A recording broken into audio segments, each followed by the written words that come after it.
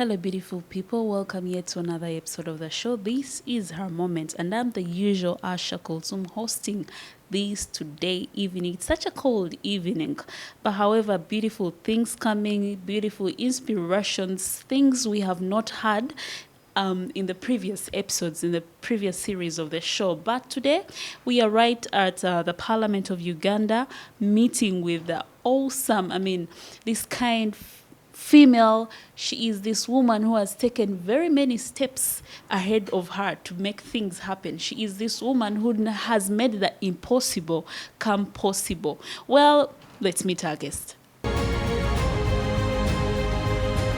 Well, a lot has been put out there in the video. Is it not beautiful? Is it not awesome? Like someone doing things that are extraordinary, things you cannot believe, and here they happen.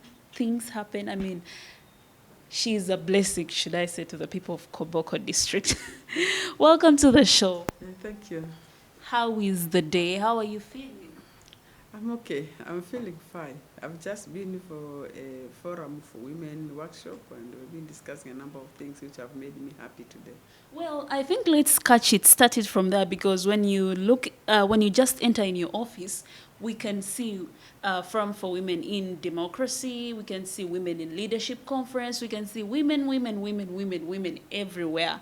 Looks like one of those honorable members of parliament who have fought hard for the women, not only the women, the children and the people with disabilities. Being a woman and giving back to a fellow woman, how does it feel like? I feel good because it's my duty to offer what I have to my fellow women. Mm-hmm. And I'm very happy when I work with the women and I work for the women, especially my women of Koboko and Uganda at large. Well, let me drive it to when I was entering the gate. Yes. And I asked, and the Askari asked me, the person who is always at the gate, those policemen, and they're like, okay, now where are you going? So I was responding to them, and I told them I'm going to Honorable Baba Diri Magret's office. I'm like, oh, Baba Diri, oh, the other lady, the one who is visually impaired. And I'm like, yeah. And I'm like, wow, if people characterize or know you for that, and you're saying, I've done this and this and this, and it makes me happy giving back to a fellow woman. Now, the point comes in when you know you cannot see, but you are doing lots of things for people who can see. Yeah, what inspires you? That's true. First of all, I think it's important to know a bit of my background. Yeah, no. I wanted to first know what literally pushes you. Like you wake up in the morning and you think, there's some woman out there, the woman you've even not seen, but you want to touch on their lives. Yes. I have, first of all, I'm a woman. And I feel that I have built enough capacity. I have acquired enough knowledge to assist my fellow women. So when I wake up, I feel that really I should do something for women and also for people of Koboko. I feel that energy because I have my plan. I have my objectives which I want to achieve within this period of the parliament. That is the 5 years I've been voted for.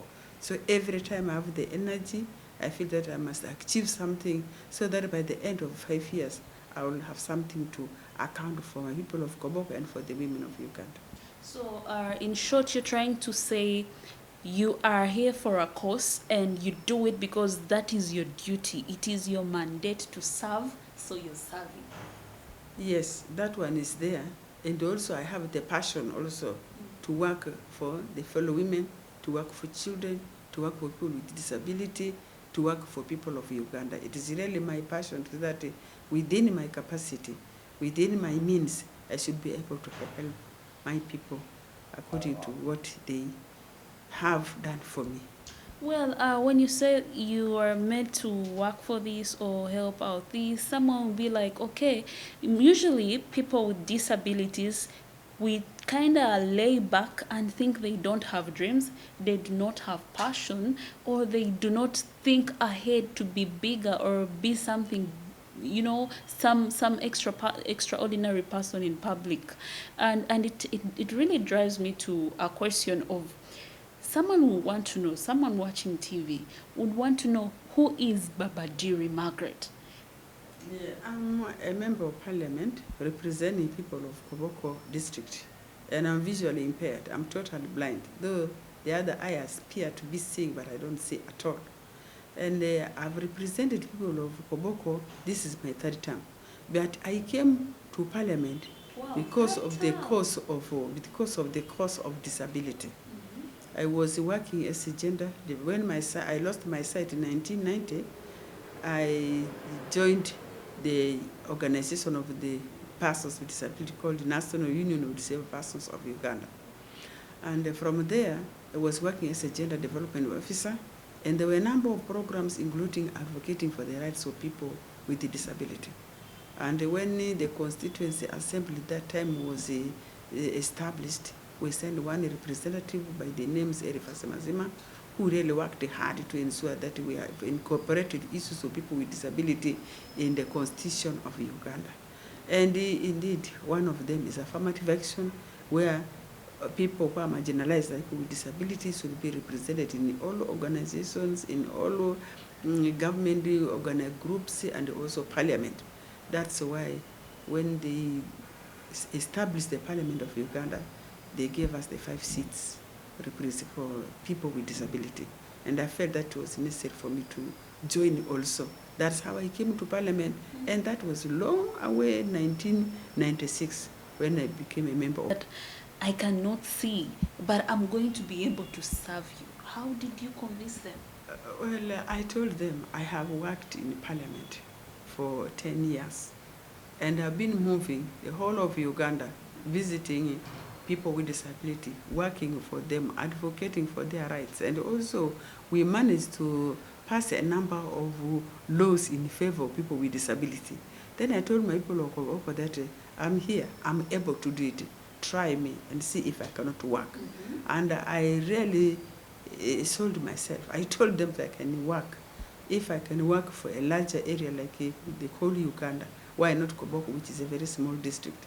Indeed, people of Koboko got convinced and they elected me. But I'm happy that I never let them down. I did what I planned and I achieved a lot. That's why they've been electing me again and again. And I'm very grateful to my people of Koboko for really loving me, and I'm representing them. I'm happy with them. Well, from what you say, you're not like an ordinary woman. Someone is strictly convinced that you've undergone through lots, like you've learned enough not to just come and sit somewhere, or not to convince such a big group of people to trust you. Who is where does Margaret come from? Which village in Koboko? To what, a daughter of so and so? Who is? You could have actually distant relatives watching on TV. Unfortunately, my father and mother, they have now died. My father was called he was called Martin Baba Endoga. That's my father. That the name Baba I got from him, actually. Then Diri is the name of my late husband. Then my mother was called Mariata Awa Hakude. Now they are all late. And I'm a born of Media, Pakayo. The village is called Pakayo. The parish is called village Media, and the sub-county is Media in Koboko district, just within the suburb of the Koboko municipality now. That's where I come from. And I have 3 siblings, a brother, plus 2 sisters, and plus me. We are 4 in number. Wow. Yes. And my father was a sub-chief by that time. And I'm grateful to him because he made me go to school. If I had not gone to school, I'm sure I would not have reached this level. Well, when you're saying glad you went to school, someone will want to know, we are imagining the times you're still in baby class, lower class. You went to school, yes. And someone will want to know, was this side problem born, or it came later? This sight problem, I developed Because it. you're saying you went It to school. developed later. Because I believe Yes. at the moment, by the times you went to school, there were no schools for the blind, I guess. Yes, those days there were very few. They were there, but very few. But for my case, I became blind later in life. I completed my school sighted. I was teaching biology and chemistry.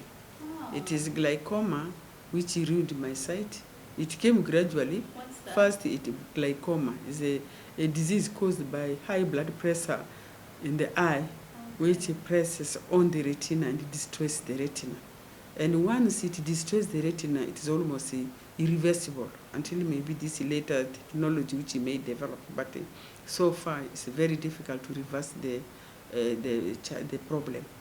Yeah, so I became totally blind in 1990 when I left now classroom and decided to go for rehabilitation where I had to learn reading and writing again. Which age was that? I mean, which level of school were you at the moment? When I became blind, Or when you got that problem? well, I had the problem earlier. I had the problem general short-sightedness, which I thought it was just myopia. So you're I putting thought on it like was my specs? I wanted to. They advised me to put on specs, but I didn't like specs very much. I continued to use my eye and strain it like that. But it was identified to be glaucoma. That is after I finished my school. That is in 1978, when I had already 2 children. So it was discovered later in life. But with the glaucoma, even if you put the glasses, it cannot help once it has already blinded the sight. So that town in Arua district. She heard about me, then she went to my house to find out how I am. Then when she told me, she said, Margaret, that's not the end of your life. You have learned something, you better come for rehabilitation, we'll do something in the future. Actually, I could not believe, but she convinced me. When I came, indeed, I learned again how to read and write. That is the braille for the blind, reading using your hands. Then I learned again mobility, how to use the white cane that I have here. Then I learned how to do daily activities like washing, bathing, cleaning, sweeping. At least these basic skills I learned once more, and I was very happy. Well, let's cut it there and we take a short, quick commercial break. We will do return and continue with that story. It's a beautiful story of Honorable Baba Diri Magret, the woman member of Parliament, Koboko. You cannot imagine she's visually impaired. Many people know her for that, but she's a member of Parliament. She is a teacher. She is a mother to very many. She's a lavish giver, a woman, a human rights defender for women and children, someone who is fighting hard to make other people's lives matter. Let's take a short commercial break. We do return shortly.